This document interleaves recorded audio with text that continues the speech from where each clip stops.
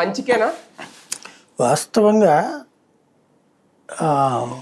విక్రయానికి సంబంధించినటువంటిది జగన్మోహన్ రెడ్డి పెట్టింది 20 సంవత్సరాల పైబడి ఉన్నటువంటి స్థలాలు ఇళ్ళని రిజిస్ట్రేషన్ చేయమన్నాడు.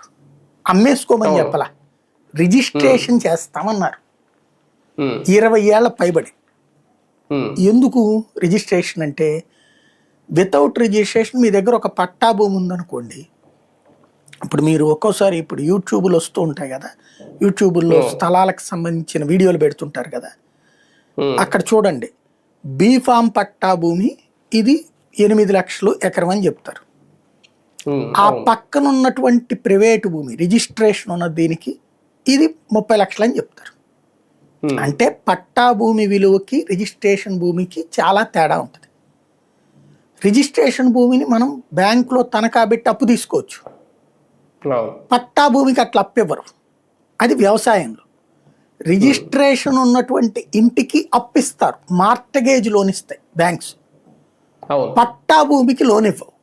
నువ్వు కట్టుకోవాలనుకుంటే నీకు సొంత సంపాదన నెలకి బాగా ఉండి అందులో నీ ఇంటి ఖర్చులు పోను నువ్వు దాచుకోగలిగిన కెపాసిటీలో ఉన్నాయని గ్రహిస్తే, అది ఏ గవర్నమెంట్ ఉద్యోగం అయితే అప్పుడు నీ పట్టా భూమిలో నువ్వు ఇల్లు కట్టు